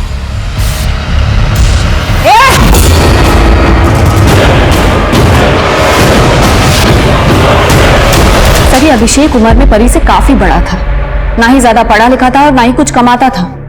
इसीलिए माँ चाहती थी कि वो परी से दूर रहे, लेकिन परी वो तो अभिषेक से शादी करना चाहती थी। सर मैं मानता हूँ कि सुनीता आंटी को मेरा परी से मिलना अच्छा नहीं लगता था, लेकिन सर परी और मैं एक दूसरे से प्यार करते हैं। और सर हम सुनीता आंटी को कन्विंस भी करना चाहते थे इस बात के लिए। और जब कन्विंस नहीं हुई तो मार डाला उनको। सर हमने ऐसा कुछ भी नहीं किया है। जिस दिन केतु गायब हुआ था उस दिन तुमने अचानक से केतु के लिए फोन किया था उनको। अपडेट ले रही थी ना कि केतु कहाँ है, उसे गायब कैसे करें। नहीं सर, ऐसा कुछ नहीं है। बात सिर्फ इतनी सी है कि उस दिन केतु हमारे घर पे चिपके बैठा था। चिपके बैठा था मतलब? सर उसके पास जो चाबी थी वो मेरी ही चाबी थी।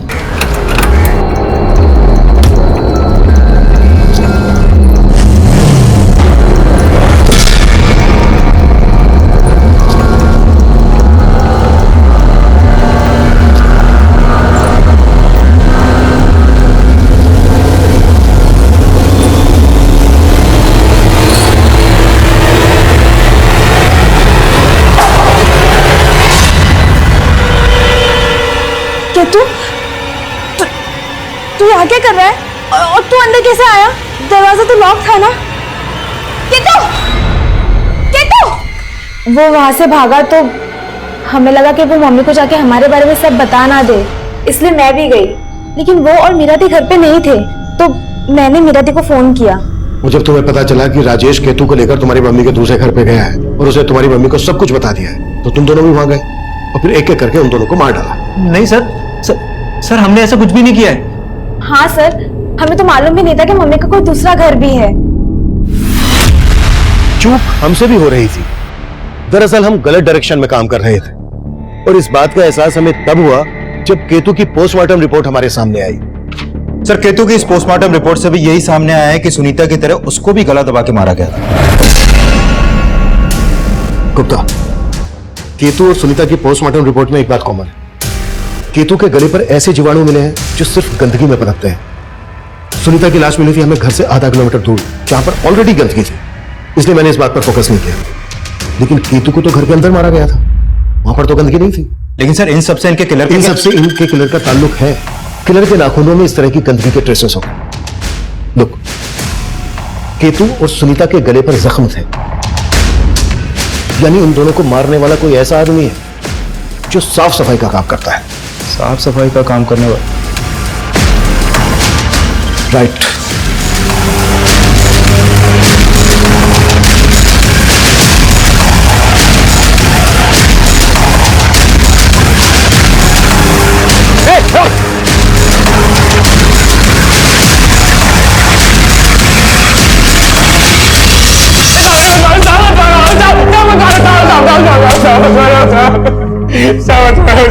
बोले।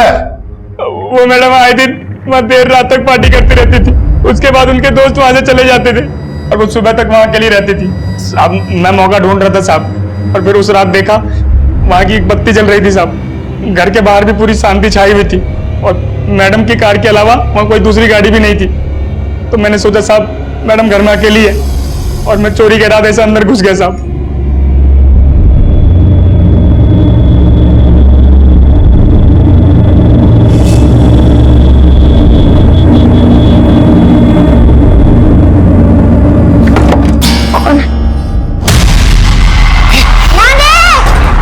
इसलिए हिम्मत नहीं हुई कि दोबारा जाके उसके घर चोरी करूं। थोड़े से पैसों के लालच में तुमने दो मर्डर किए, हाँ? और क्या क्या कांड किए? साहब उस दिन पहली बार मेरी नीयत भटक गई थी साहब, तो मैंने कभी सोचा भी नहीं था मेरे हाथों दो हत्या हो जाएगी साहब।